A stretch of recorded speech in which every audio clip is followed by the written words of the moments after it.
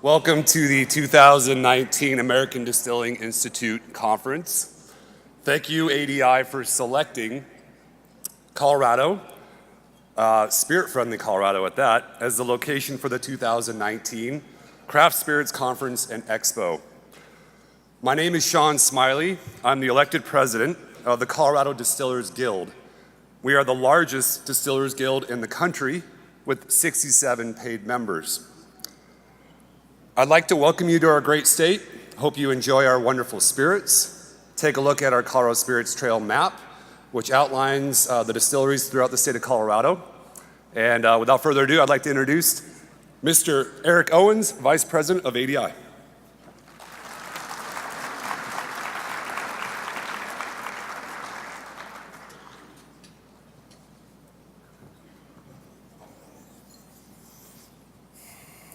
Hello, everyone. It is such an honor and such a pleasure to be here with all of you lovers of the art of distilling, the craft distillers of Colorado and the world.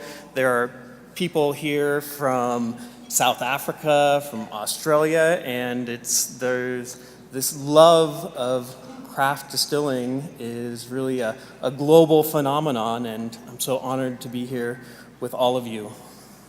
So today I will start off. We'll have the former governor, John Hickenlooper, here. The Distilled Spirits Council is here to talk about FET and responsibility in alcohol. And we will end with Michael Kinslick to talk about the state of the industry. So this is me sitting in the lap of my dad, Bill Owens. I think this is probably about 1975. Bill Owens started ADI, and I guess I'm still sitting in his lap. I was having lunch with John Fisher, and he said, Bill Owens is a genius. And I'm like, wait. I know the guy. Genius is not what I would say about him. But really thinking about it, he's been a revolutionary force in multiple industries. He was a photographer. He still is active in that, has published a book called Suburbia. He started one of the first microbreweries in California, and now he founded ADI and has helped to launch to be an integral part of the craft spirits industry. We've been working for the last year on a lot of things, and probably the most noticeable thing is we've rebranded, we have a new logo, and we also have a new website. And really, it's like all of you, ADI is trying to do things better every day. And every day we have these conversations, what can we do to make the industry better?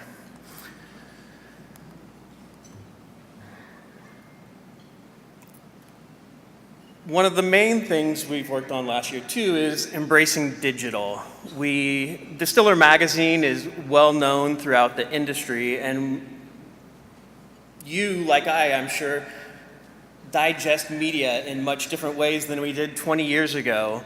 So we wanted to have it in a form where, you're at the airport waiting and you can read those articles and really get out this information that is there.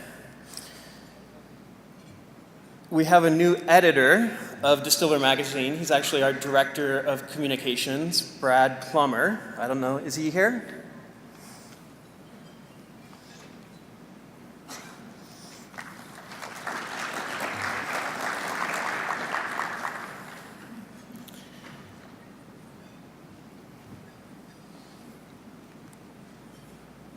And I also wanted to acknowledge that Andrew Faulkner is no longer with ADI. He has been an integral part of the craft spirits community and done so many things for the industry. And I just wanted to take a moment and really say thank you, Andrew, for everything you've done for all of us.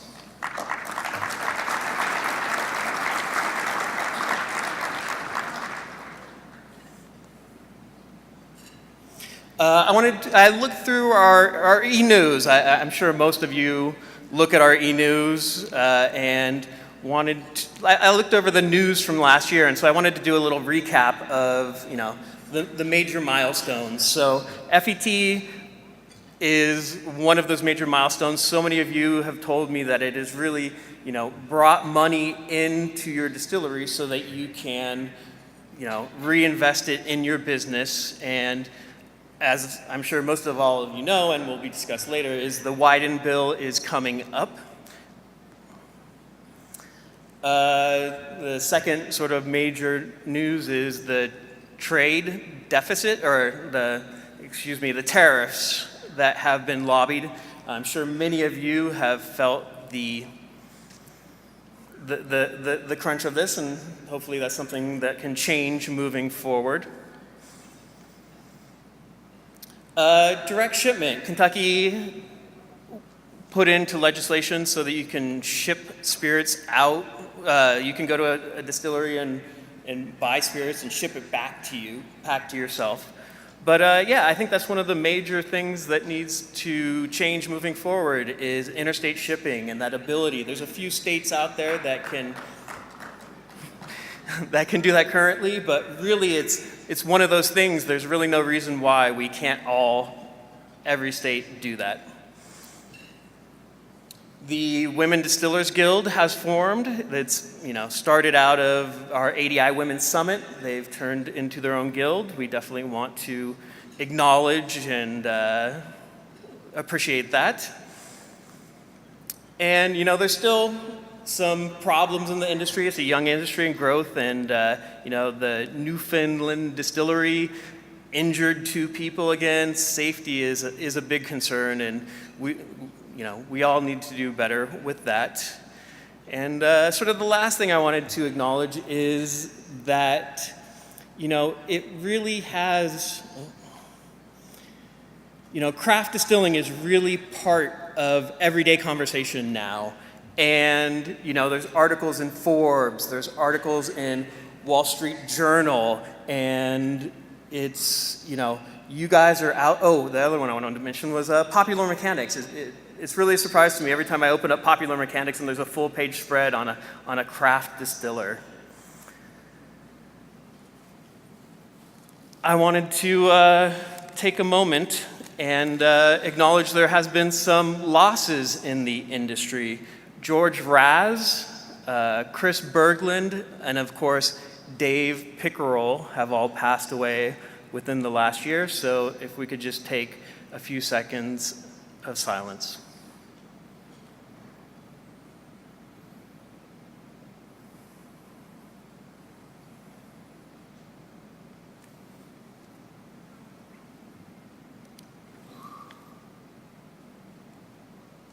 Oh, wrong way, sorry.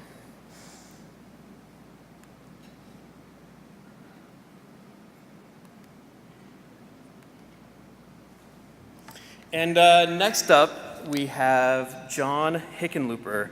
So John was a geologist and got laid off. He used his severance package to buy a car and drive to California. When he was out in California, he came across Triple Rock Brewery in Berkeley, California. Triple Rock and Buffalo Bills were a few of the original craft breweries. So he saw that and decided to do that here in the great state of Colorado. So he came home and told his mom all about it and how great this thing was. And he of course, said, "Hey mom, can you help me out in this dream to build a brewery?" And she, I'm sure like many of your parents, were less than enthusiastic about it. She said, "Who wants to go eat food and sit in a brewery?" So he then went on to found that Wynkoop Brewery and 15 others, ultimately employing 1,000 people, over 1,000 people. He really focused on finding old historic buildings and renovating them to try to invigorate local economies. He took that business knowledge into the private sector and went to become the mayor of Denver. He initially had about 4% of the vote, but ultimately ended up with 67% of the vote and was reelected with 87% of the vote. He then took that success to the governors, and in the purple state, running as a Democrat, won a tough election and a tough reelection. And he was the highest rated politician in the last 50 years when he left office. So everyone, give a warm round of applause for John Hickenlooper.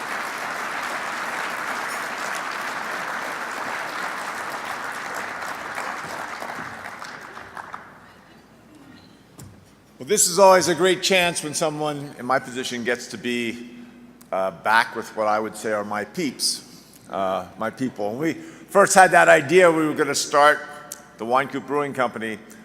The rent in Lodo, that's right down by the train station, lower downtown, the rent was $1 per square foot, just as a frame of reference. And the thing we did that I think is worth mentioning, I think that's what I try to do in public life as well, we went and talked to at that time, no one had opened a restaurant downtown in 5 years, and we went to the other restaurant owners and said, hey, if we, instead of trying to snip at each other behind each other's backs and, you know, that dog-eat-dog competitive mentality, maybe we should work together. And the Wazee Supper Club back then, there's a bar called My Brother's Bar that's still there. There was a fish house called McCormick and Schmick's. We went to each of those, and within 3 months, we were buying pint glasses together. Within about 9 months, we were taking out ads in the Denver Post and the Rocky Mountain News with little maps showing where each of our restaurants were. And one of my staff said, you can't do this. This is dog eat dog. This is the restaurant business. And I said, maybe, I mean, their whole point was I shouldn't market my competition.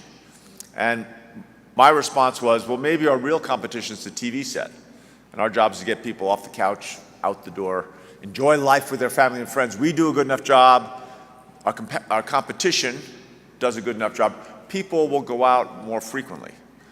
And that baseline of bringing people together that historically had been feuding or somewhat in conflict is the premise of organizations like this, of ADI, is that notion that in many ways, now I'm not talking about price fixing or monopolies, just in case the lawyers in the room are getting anxious.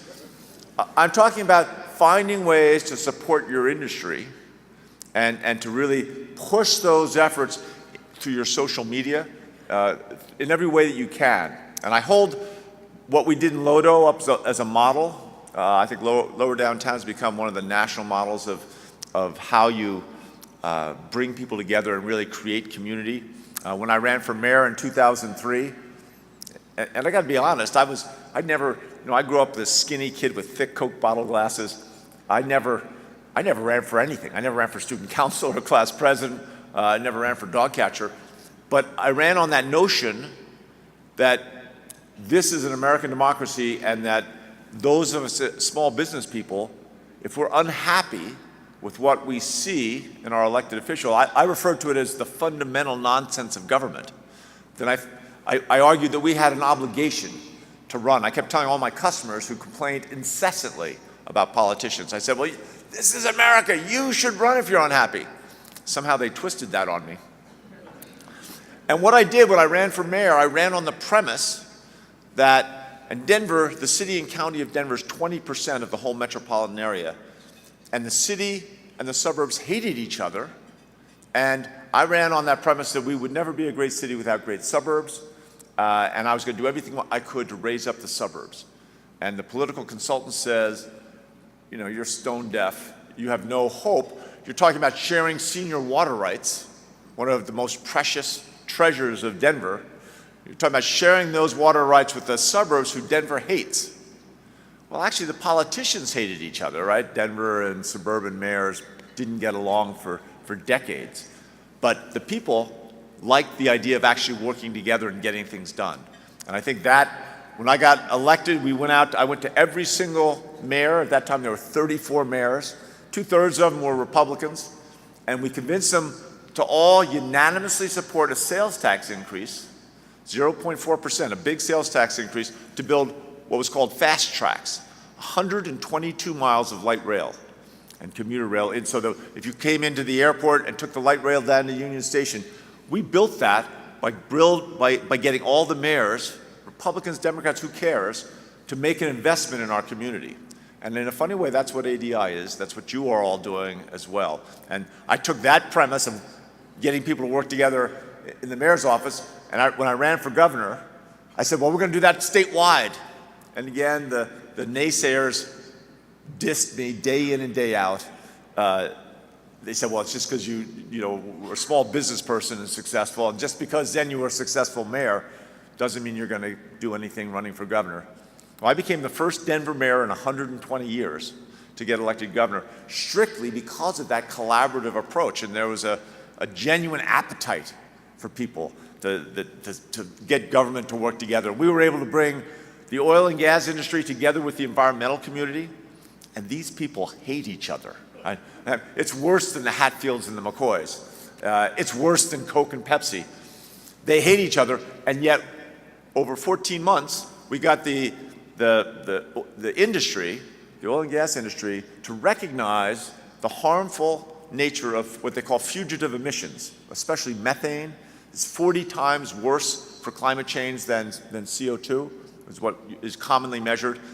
And in the end, after 14 months, the oil and gas industry agreed to fully regulate the escaping, the leakage, the waste of methane.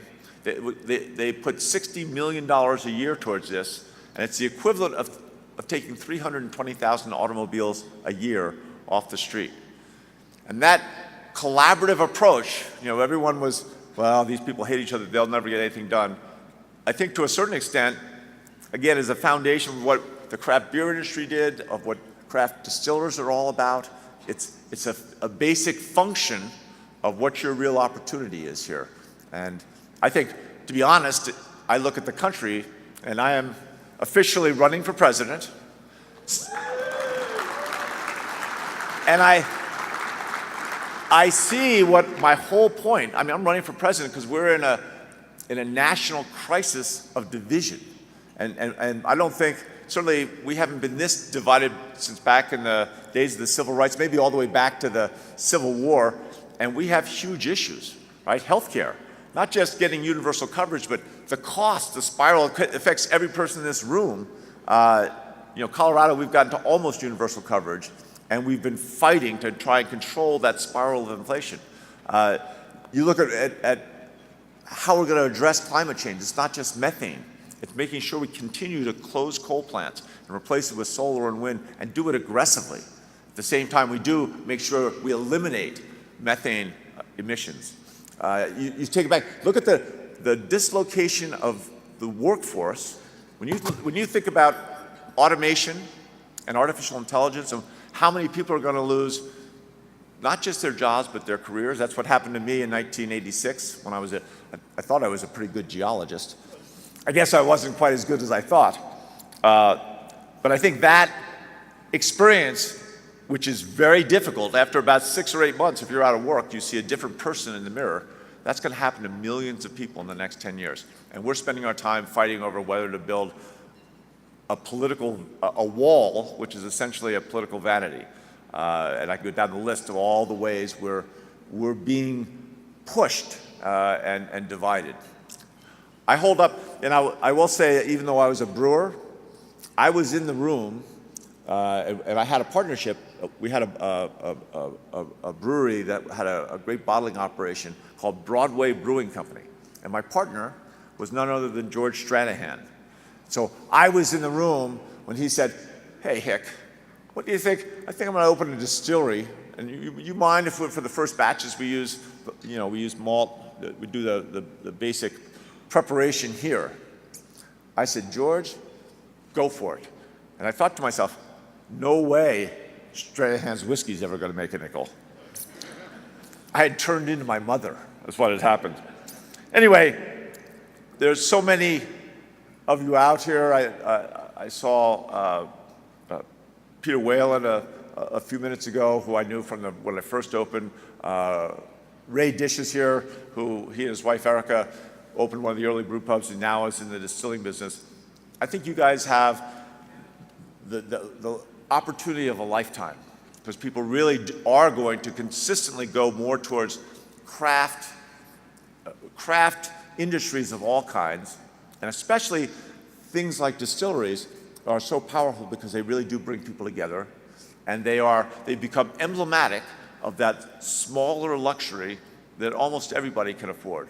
And the affinity between young people in technology or in various industries, their affinity to things that are made in small batches is very powerful. And I'm going to guess everyone says, well, you know, craft beer can't go any bigger, craft distillers can't go any bigger. Nonsense. So I'll leave you with a story, and I can answer about 5 minutes of questions. I'll leave you with a story. When people told me it was impossible that I'd ever get elected mayor, I tried to figure out a way to fire up my young volunteers, because I stayed at 4% in the polls for a couple months.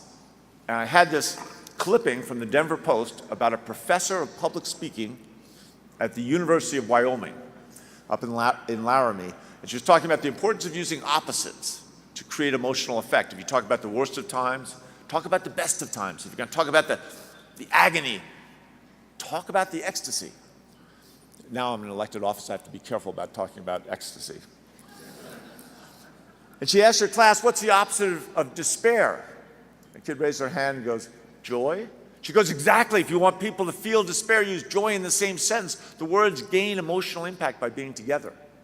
And then she asked her students, well, what's the opposite of woe? And a kid way in the back goes, giddy up. And the point is that in almost every situation, the opposite of woe is to giddy up. And I think you all are going to have some challenges as you grow a business, and Lord knows it's never a straight line. I remember vividly the anxiety when we were first trying to open Wine Coop, and suddenly it turned out our sewer main, we connected all of our bathrooms and kitchen drains, and this old sewer main, which was supposed to be a 6-inch main, I couldn't fit my pinky finger into it. It was so full of rust and crud, and we had to dig up the street. And, you know, I thought I was gonna have a heart attack. But the bottom line is, the solution to that was just to work harder and make sure you giddy up. Anyway, thank you for your attention, and vote for Hick.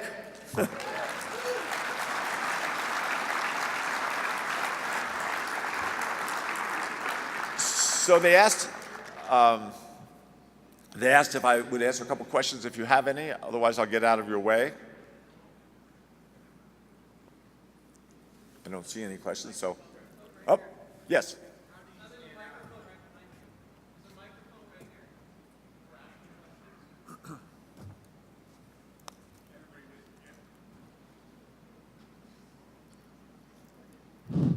There you go. Everybody wonders how, in a crowd of 15, one will stand out. What are your ideas for that? So that is always a big part of 15 people that are all running as in the Democratic primary. How do you distinguish yourself? And I would argue that almost everyone else who's running has never run a business, right? They've never been out of work and had to reinvent themselves like many people in this room have done. And to a large extent, they've never gotten stuff done, right? We were able to get the environmental community together with the oil and gas industry and actually get stuff done. And I think there's a genuine appetite in America. And all the celebrity, Elizabeth Warren and Beto O'Rourke, and they're going to get all this publicity.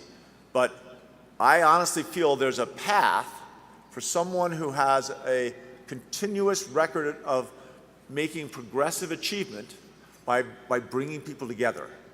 And I know there's going to be a number of supporters of Donald Trump in a room like this, but I am a believer that I think it's absolutely essential that we beat Donald Trump, right? The tariff wars we're having and the trash talking people like John McCain drives me nuts. But defeating Donald Trump is essential. It's not sufficient. And I think having a record, making a private business work, creating a community, actually succeeding, building a city, succeeding, building a state. You know, Colorado, when I got elected, was 40th in job creation.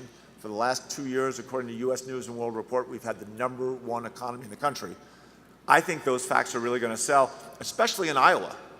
And we will be, you know, Iowa has a strong component of their rural economy, is a strong component of their primary electorate, of the people that vote in the caucuses. And Colorado, I think, will have the #1 rural economy for 2018. We will be the first large area state to have broadband in every single town by the end of 2020. And I got a bunch of farmers that want to go out and, you know, drive across Iowa with me saying, hey, we happen to be Republicans, but here's what Hick did for the rural economy in Colorado. Here's what he could do for Iowa. Here's what he can do for the country. And I think if I can manage to win Iowa, which well, we'll see, but I think I can. My great uncle was a guy named Bork. He wasn't really my great uncle. He was my grandfather's cousin. But Bork Hickenlooper was, up until 1970, a U.S. senator from Iowa. And if you're over 60 in Iowa, you know the name Hickenlooper. And luckily, it's the oldest electorate in the country. There's 22% of the people are over 60. So who knows what's going to happen? One more question, and I'll get out of your hair. Thank you for taking the time. Called the TTB this past week, and they were 107 days out on processing applications.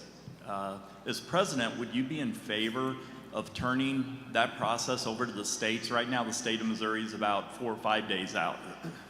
It would allow us to turn more quickly, be more proactive with marketing situations than having to wait 3 or 4 months for approval on something. Yeah. And so this is a classic case of the fundamental nonsense of government, of what I talked about, right? I don't think government needs to be bigger.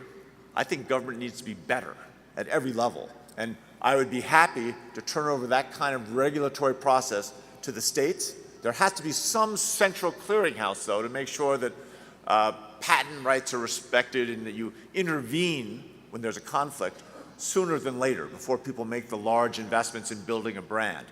But that being said, there is absolutely no excuse that the federal government can't transform the process by which that approval is committed. And we did, I'm sure many of you know what a lean process improvement system is, where you go, it's what the Toyota originated, but it's how you take in complex processes, you get everybody involved, every worker, from the boss all the way down to the lowest level of whatever that work process is, you get them all involved in finding out what's the best way to do this, what's the real solution. And we did this most recently. We've done about 100 of those lean processes in state government. We have set up a whole academy to make sure that we coach state employees so they can actually do their jobs better. And what an amazing surprise. They love it, right? Even government employees love to do what they're doing, love to do it well. And we were able to take the time it takes to get a driver's license from about 65 minutes. Now we're down to 12 minutes, I think, or 14 minutes. It's just a function of giving a little leadership and placing an emphasis on what is the product that government is supposed to be providing? What is the service that they're trying to deliver? And we've done, I think in this country, we have so frequently badmouthed all government and tried to starve it down and disrespect government workers. I agree that we should move certain processes like that approval process to states where it's appropriate. But the bottom line is we've got to get government workers at the federal level, at the state level, and at the municipal level. We've got to help them be more successful. And again, as we lay out their goals and motivate and provide them incentives to get there, we've got to hold them accountable as well, just like we hold ourselves accountable in our businesses. And this is one of those things people say it's impossible, and yet when you go back, when I was mayor, for the almost 8 years I was mayor, from where we were in the beginning to where we were when I finished, we had 7% fewer employees working for the city, and yet I would argue we probably did 50%, we got 50% more accomplished for our citizens. So anyway, it's a good question. When I'm president, I'll fix it. Anyway, thank you all. Have a great conference.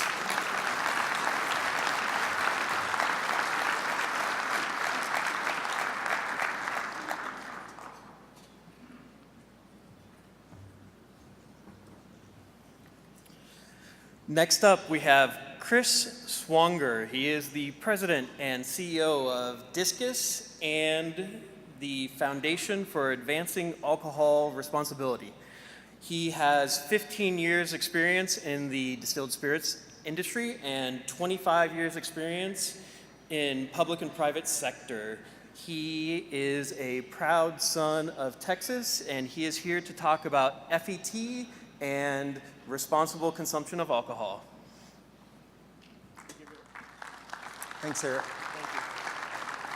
Hi, everyone. Can you hear me okay?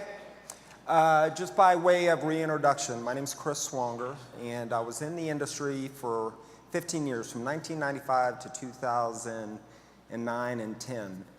And I diverted and went and worked for a global engineering company. And just about 3 months ago, I joined the Distilled Spirits Council of the United States to be their president and CEO, and also our Responsibility Foundation, an organization called responsibility.org.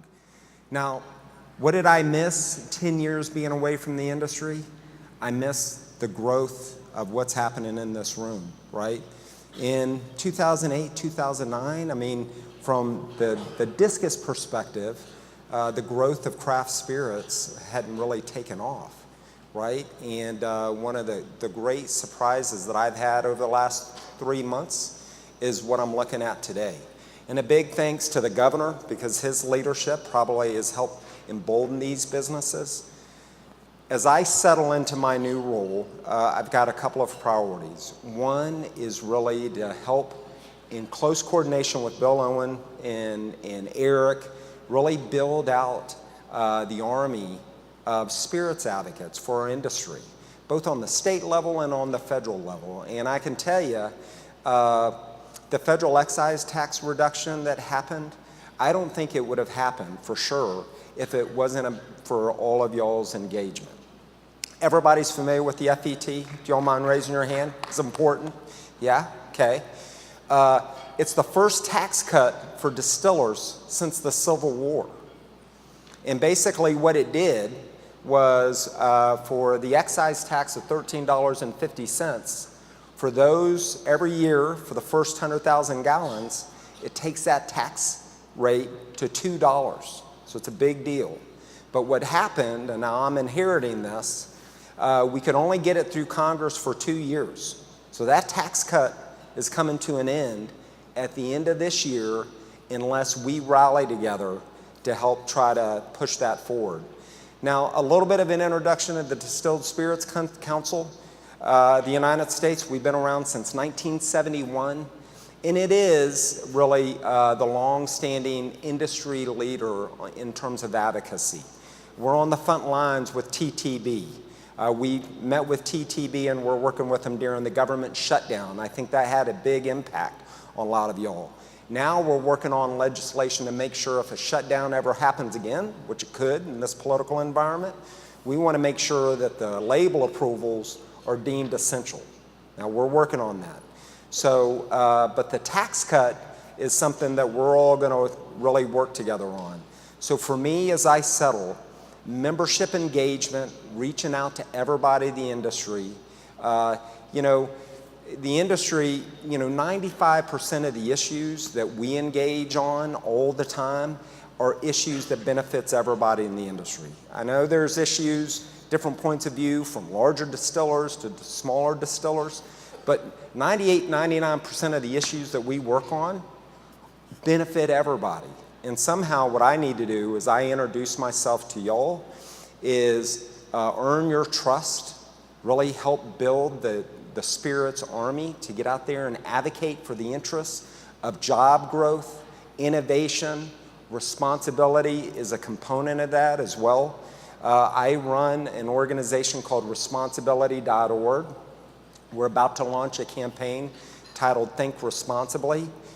Just 2 weeks ago, we met with the Federal Trade Commission and told them about this campaign. And that campaign is going to target millennials, 21 and older, to help them craft and think about when they're planning a nights out, how are they going to think about planning to be responsible that evening as well. We are on the front lines to combat underage drinking and drunk driving and promoting responsible consumption. So one important element for our industry to continue to grow are probably 2 or 3 things. One, get that excise tax reauthorized by Congress. We're going to need your help. And number 2, make sure our industry is always on the front lines in our commitment to responsibility. So I hope over the coming months as I settle, we're going to prioritize membership, and we are stronger together, right? And I want to learn more about your respective businesses. So Discus is in a position to be responsive. We've got lawyers, we've got assets in Washington, D.C. and throughout the states that could be helpful on trade practice issues and so forth. So I hope to be reaching out to all of y'all on behalf of the Distilled Spirits Council and Responsibility.org so we can really unite on these big issues that have a big difference, that can make a big difference for all of our respective businesses. Eric, how are we doing on time? Do we have a minute to take any questions, possibly? Any questions? I've only been here 3 months, but I'm getting settled. Any questions from the crowd? You'll have on your table just a little flyer that talks about how to sign up. And in the coming months, I am planning to build a grassroots platform to where we're able to engage everybody on a regular basis on issues of importance for our respective companies. And be on the lookout. We haven't built it yet, but we're going to start. But one starting point is email the contact, Drew down at the bottom, and we can get you signed up because we're going to need everybody to write letters to their members of Congress, help host events for members of Congress to come to your distilleries, because it's all about education. And then we're going to be doing a fly-in in Washington, D.C. on July 22nd and 24th. And we're going to need all of y'all to come. I think some craft distillers can enjoy up to $1 million in a tax cut, right? So everyone is different, but we want to and need to keep that going, and we're going to need your help. Any questions? And I look forward to meeting everybody throughout the day. Thank you. I look forward to working with you. Thank you.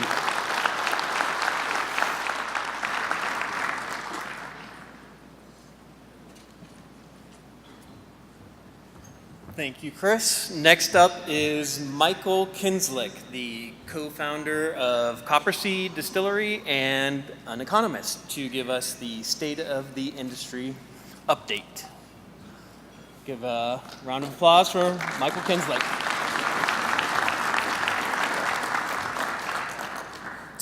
Thank you, Eric. Thanks, everyone. Hope. Yep, that one. Takes a second. Great. So I'm going to change tacks a little bit this year, move away a little bit from the deep dive into the numbers, and talk a little bit conceptually about where we are as an industry. We've heard a couple of clues from some of our prior speakers, and so we'll get to some of the things going on. First, I put this up last year. I redid it this year. It was a big hit. This is a word cloud of the names from the couple thousand or so craft distillers I have in the database. You can see sort of what the popular phrases and terms are that we use in describing ourselves. And then I thought, let's take it a step further and play a little game. So I got 20 distillery names up there. 10 are real, 10 are imaginary. And I'll give you, they are grouped. So either the left or right or top half or bottom half are actually real and the other side is actually fake. So how many of you think it's the left side that is real? A couple hands. Right side? Top half? Bottom half? It is actually the bottom half of each column that are the real names and the top half that are the imaginary. But you're welcome to use any of those top half names if you've got a hankering for a good one. I think they're all right. But let's just a little bit quick snapshot of where we are. This is sort of the end of last year. We were up to 3,600 unique names in my database, 2,900 current TTB listings, DSP holders, about 370 drops, and about 300 or so names that have appeared in the ADI directories that have no corresponding TTB listing. And that gets us to about 1,700 producers at the end of, that should be 2018, about 1,250 operating distillers, another couple 150 estimated distillers, and then a couple hundred rectifiers, infusers, blenders, folks who are not actually distilling but processing spirits from elsewhere. So conceptually, where has this growth come from? Why has it happened? And I want to talk a little bit about density-dependent processes as industries follow. So every industry each year, the number of participants is really highly dependent on the number of participants in the year before. So you have new foundings, you have folks that go away or get merged into other companies. And there are two general processes, social processes, that are driving this. One is competition. We're all familiar with competition. But the other is equally important. And it's a process that sociologists and industry economists think of as legitimation, this process of social acceptance, this way that an industry like the craft distilling industry goes from obscurity to this taken for grantedness. And that process of social acceptance leads to and is impelled by things like state and local licensing changes, the FET law that passes, and generally speaking, we can think about this legitimation process as increasing with more entrants. So the more craft distilleries there are out there in the field, the more people know about craft distilleries, the more it seems like a part of the landscape.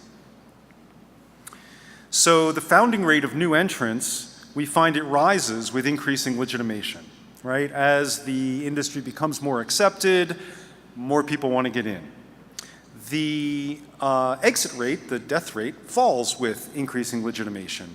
As the industry is more accepted, the likelihood of a given organization exiting goes down.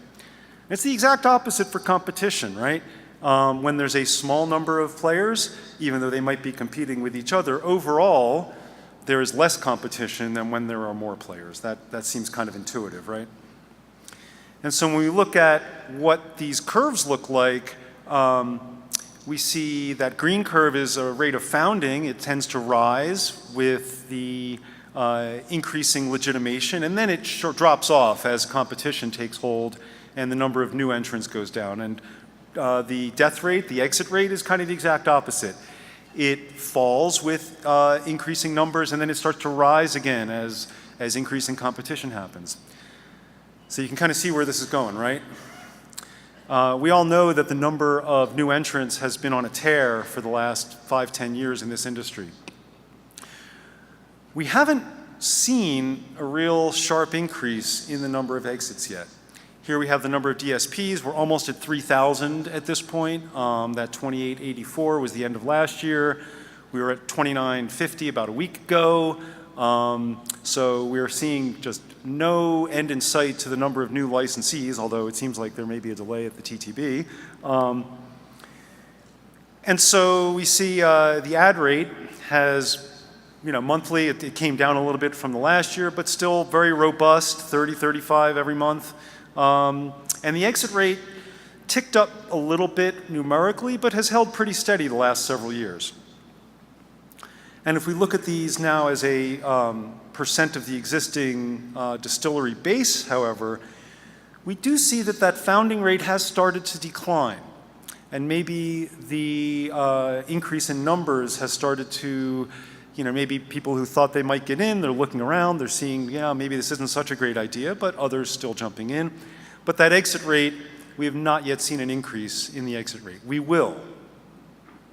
I'm Bruce Lane, I'm preparing you for that. but it is not an unhealthy phenomenon. The natural order of things is that with all these new entrants, some will continue and go on, and some will decide to call it quits. Some will merge with others. I don't know when that is going to happen. I don't know to what extent that is going to happen, but I do know that we will see at some point an increase in the exit rate in this industry. So talk a little bit about supply and demand. So as I touched on last year, the release volumes from large distilleries, those with 750,000 or more proof gallons, just dwarfs the rest of the market, completely swamps it. Those arrows there, that arrow was 13 million proof gallons of increase, 13 million proof gallons of increase in release from those 42 distilleries that are very large. That 13 million proof gallons was roughly equal to the entire release volume of everyone else. And so when we look at the breakout, we've got 42 distilleries releasing 96% of the volume in the United States. And the other probably 2,000 or so, 2,200 in this list of the TTBs, about 500 non-producers there, that other 4%. Now, that 4% is up. It's up from 2%, 6, 7 years ago, but we have a long way to go before we are really significantly eating into the market share of the large producers and distillers out there. And there's more supply coming.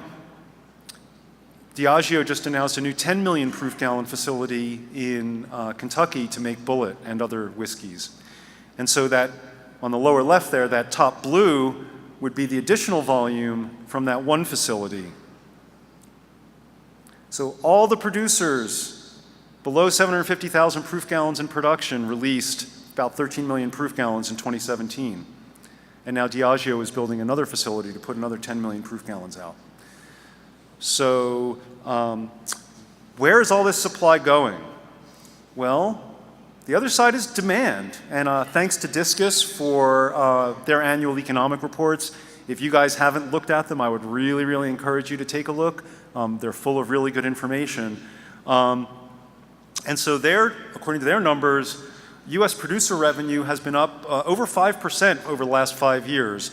And that is both, it's growing both in per case revenue, so the increase in premiumization and at this point almost luxuryization in the spirits market is on top of the increase in case volumes.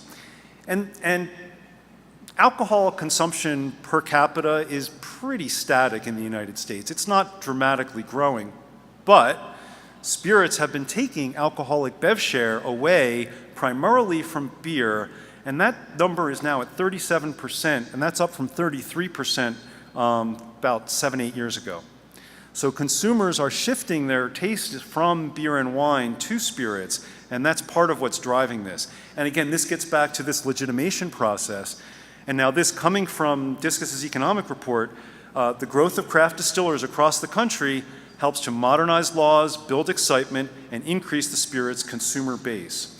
And so it really is a bottom-up process by which consumers become more aware of the amazing products that spirits producers are making. And the craft beer bottle, by the way, followed the same process, and now there are 6,500, 7,000 brewers in this country. So I do think we still have a long way to go. Everyone always wants to see the numbers, the charts. Still no slowdown in the growth of entrants in the market, and we are still basically following that craft beer path with about that 20-year lag. So I haven't seen any dramatic changes to think that we're off that model. So the other, leaving you with some final points, as more and more craft distillers are following this sort of brew pub model and becoming pub distilleries, the number of potential entrants becomes very large. If the model if your business model is simply to make spirits for on-site consumption, the numbers become staggering. I believe that we have sort of passed through this legitimation process and revitalized one of the original American industries, really. And finally, craft distillers, we are the leading edge of innovation in this market, but make no mistake, the big boys are still dominating the landscape and producing way more spirit than we are right now. So with that, I'll hand it back over to Eric and enjoy the conference here in Denver.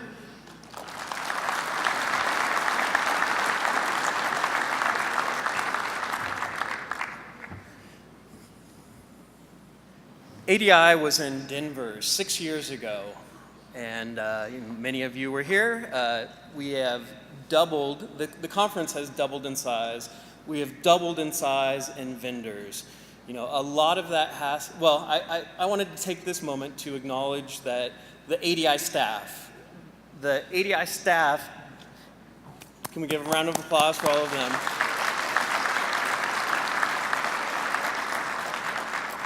There's 9 full-time employees. There's numerous people that help us out with the conference every year and help us out with so many things. So I just wanted to say, you know, it's because of them we can make all this happen for you. We'll end the day here with Bill Owens. A round of applause for Bill Owens.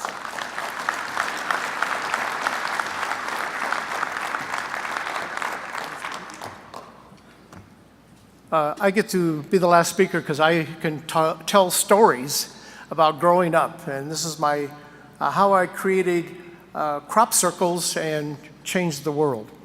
When I was 15 years old, we went to Bible school. And we came back and we learned that Jesus turned water into wine. And so I called up the neighbor kid and said, Keith, let's make some wine. So my folks had a grape arbor, and we go get this, cut the grapes down in a wheelbarrow, take them down to the barn, and underneath a big pile of lumber was some wash trays, and we poured the grapes in there, took 2x4s, smashed them all up, fished out the stems, dug a hole and buried the stems because you don't want your dad to know what you're doing. And about 2 months later, we go back and say, we got to drink our wine now. And this is how I got started. At age 14, I'm making wine. That's way before, by 18, I'm making beer, and spirits came much later. So we go down the barn, we take the lumber off the wash trays and look at the wine, and now there's a green mold growing on it. And I take the mason jar and I give it to Keith. You drink it first. And we couldn't drink it. We knew not to drink it.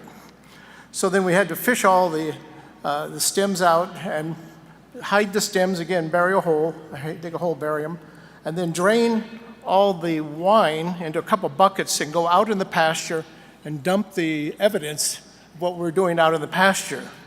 Then we drug the wash trays out and start to clean them out, and we looked and they were galvanized, and the galvanizing was gone, because the acid in wine ate it. So we'd made rat poison from the zinc in the trays.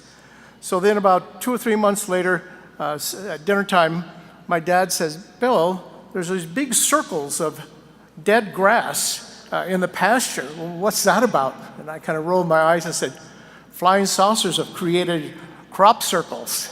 So I got off the hook on that one. So that's my story. Have a great time. It's a good show. I'm glad you're all here today. Thank you.